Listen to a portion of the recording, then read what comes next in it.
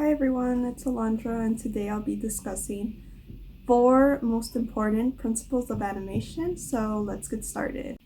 So the first principle that I'm going to discuss today is the principle of squash and stretch. Squash and stretch is when an animated object gets longer or flatter to emphasize the speed, weight, mass, and momentum.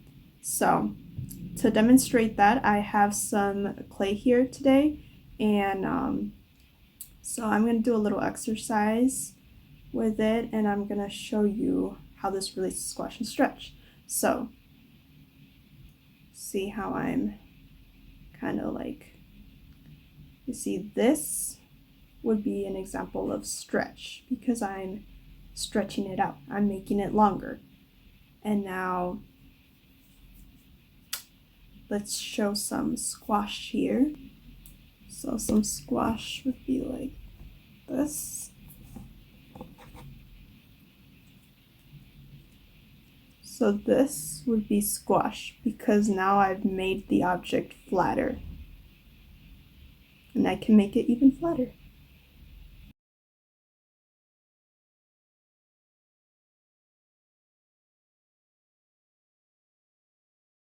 As you can see, I have drawn a couple of examples here of squash and stretch, but this time using some facial expressions of a character. So in the first one, he's pretty much like, he has this like, this look on his face like he's singing. So he kind of makes like an O shape, and that stretches out his face. And then in the second one, he is like really happy, which squashes out his face, and it kind of stretches it out a bit too. And then over here, he's like smiling a bit more, and that's kind of like squashing also, but it's like stretching around from his cheeks.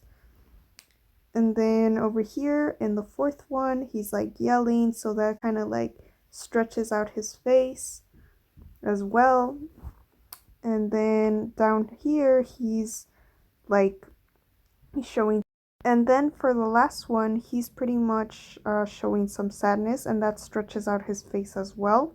And also, if you notice, his ears are also flopping down just like his mouth, which goes into another principle of animation called follow through, but I won't be explaining that today, but I'll probably explain it another time. So the next principle that I'm going to explain is the principle of anticipation, which is the action before the action. And that means that when a character is about to do something, they make it very clear what their next action is going to be. They make it so obvious. Like, for example, if somebody's gonna go for a run, you see this a lot in cartoons, they'll usually do an arm swing first, and then they'll start running, you know? This principle can also be used to trick the audience what the next action is going to happen on screen. For example, you see this a lot in Tom and Jerry or Looney Tunes, and I've got a few examples up here, so let's take a look at them. So the first example that I have here is some frames from Tom and Jerry. In these first few frames, you can clearly see that Tom is winding up and getting ready to smack the hell out of Jerry. And then in these next few frames, we can clearly see that Jerry has made his way up into the frame to trick Tom, which also tricks the audience into what the next step was supposed to be. So another example I have here of anticipation is some frames from a Looney Tunes cartoon with Bugs Bunny and Yosemite Sam. And in these first few frames, we can clearly see that Bugs Bunny is getting ready to run away from the pistol, and what does he do? He jumps up and then he starts running, and then he runs into this brick wall, and then when he comes out of the brick wall, he is suddenly riding a horse, which was totally unexpected, and that is how anticipation can trick the audience. So now I'm going to show you the principle of exaggeration. And for this next principle, I'm going to do another exercise, and I'm going to invite you to do it as well. So what I want you to do is I want you to grab a mirror and take a look at yourself in the mirror. And now let's think of an expression. So let's do happy. So let's smile. And now let's make an even wider smile. And let's do another one. How about sad? So let's do a sad face. And now let's do an even sadder face. So you see how that kind of changed? So in real life, someone wouldn't have such a super wide smile, but I'm going to draw a character and I'm going to show you what I mean. So as you can see here, I have drawn two faces and they're both the same expression, except one is a little bit more exaggerating than the other. So for example, the expression that I'm trying to explain here is mad. So in the first one, you can clearly see that this bear is mad, but how can we make him even madder? So as you can see, I have added some red cheeks and some smoke coming out of the ears, which adds to that exaggeration. So basically, exaggeration is just a way to make your characters look more believable, more convincing to the audience. And finally, the last principle that I'm going to explain here today is the principle of solid drawing, which means thinking of your objects or characters in a 3D space. That means that you have to be thinking about your volume, your weight, and your balance. So to demonstrate that, I'm going to do one last exercise, and I'm going to take this balloon, and I'm going to simply draw the contours around the balloon to show you how this works in 3D space. So we're going to draw a line down. Obviously it's not going to be perfectly straight, but we're going to draw lines down all around the balloon like this.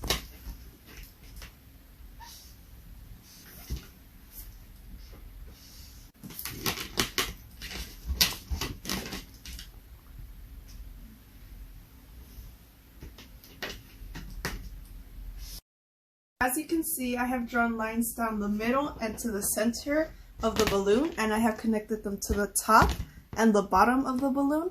And I know they're not perfect, but this just goes to show how objects and characters work in a 3D space. I've got a few last examples here to further explain what I meant. So basically, when you're drawing your character's face, try to draw around the contours of the face. And draw with curved lines instead of straight lines, because with straight lines that automatically flattens your character and you don't want to do that. So basically, when you're designing your characters, draw them with spheres and cylinders instead of triangles and squares and circles and flat shapes. And also another thing to keep in mind is like the perspective of where your objects stand. So if your objects are farther, obviously they're going to appear smaller. And if they're closer, obviously they're going to appear bigger.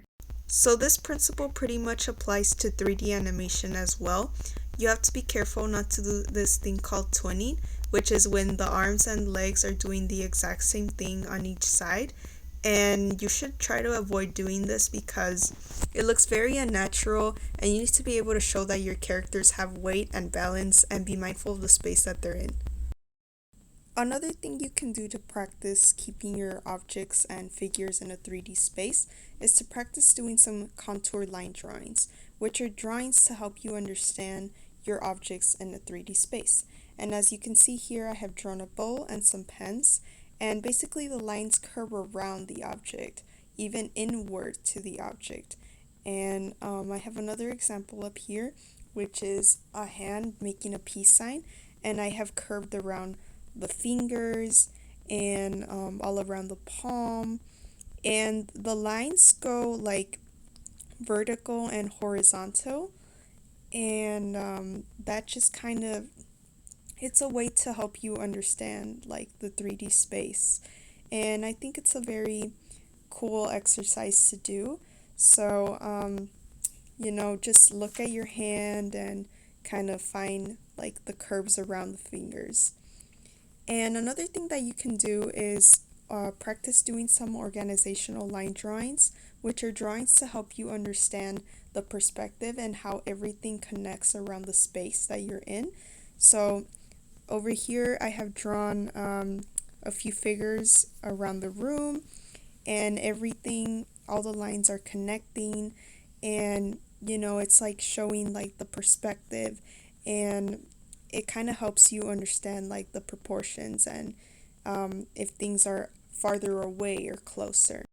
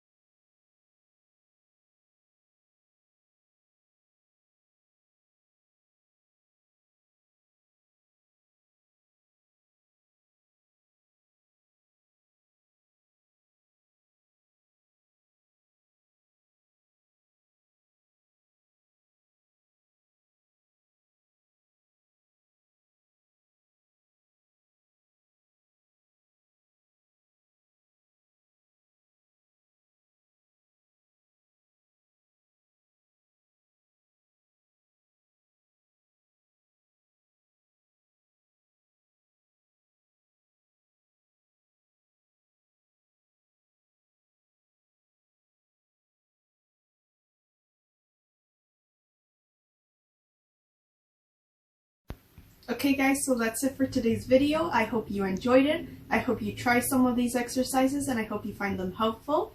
And don't forget to like, share, and subscribe. All my social media links will be down below.